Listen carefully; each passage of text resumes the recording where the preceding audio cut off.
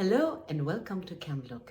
Every Tuesday and Thursday, a staff member or a volunteer will be showing you an art object from the Cincinnati Museum's permanent collection and pose questions for discussion.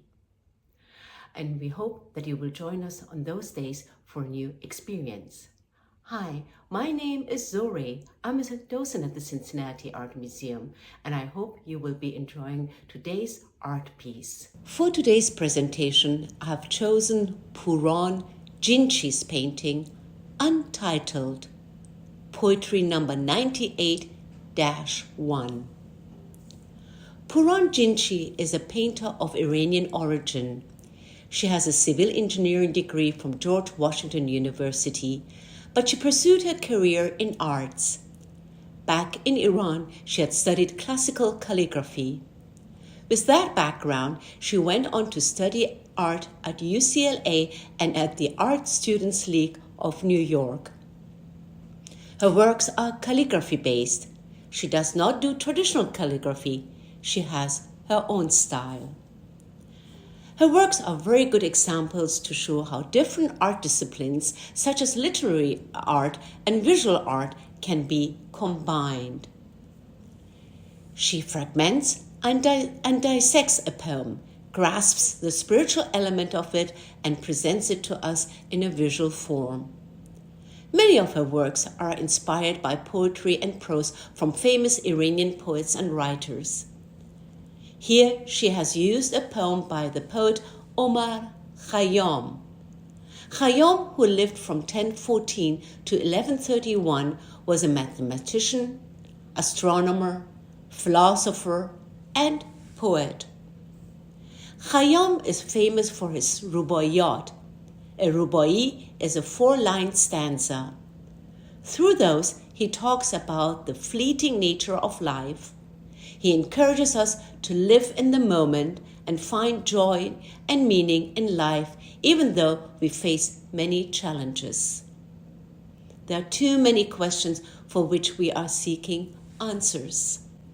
A poet takes an idea or feeling and creates a poem with the minimum number of words possible. Each single word has a deep meaning, and it is up to the reader to grasp its meaning.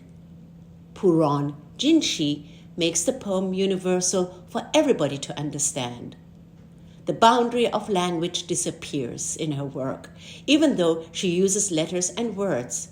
She breaks the words in the poem and unleashes the letters into a dynamic, abstract composition, letting us know that the poet's language has become a universal language, as now we can see and thus feel what the poem is revealing. Jinchi uses mostly metal pens and ink and no brushes to create her works.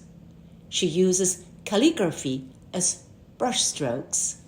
Pouran Jinchi doesn't totally part herself from the Persian language, as it is her mother tongue, and she wants to show her admiration for Iranian literature and her respect to the poet's choice of words.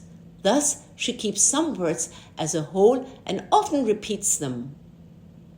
The words can be compared to fallen leaves, scattered, layered, and they too break into pieces, but at the end, in a way, they unite by nourishing the soil. What do you see in this composition? Let me show you two important words. And here, we're almost in the center of the piece. We're at the tip where the light and the letters meet. I would like to show you two important words. One of them is vasl, meaning connection, and man, meaning I. The layered letters and words on top of each other might suggest our daily struggle of making sense of all that we see, feel, and ask. Questions like, where and what are we? How does the golden wave-like part of this composition make you feel? What does it suggest? Do the words like vasl, connect, and man, I, as shown before, help you a bit more to get the message of this painting? Pouran Jinchi has found her spiritual journey through art, and she shares that with us. I hope you enjoyed this piece. Please follow us on CamLook, and if you're in the area, please come to the Cincinnati Art Museum. We love to see you. Thank you so much for your attention, your love for art, and we appreciate that very much. Thank you. Bye-bye till next time.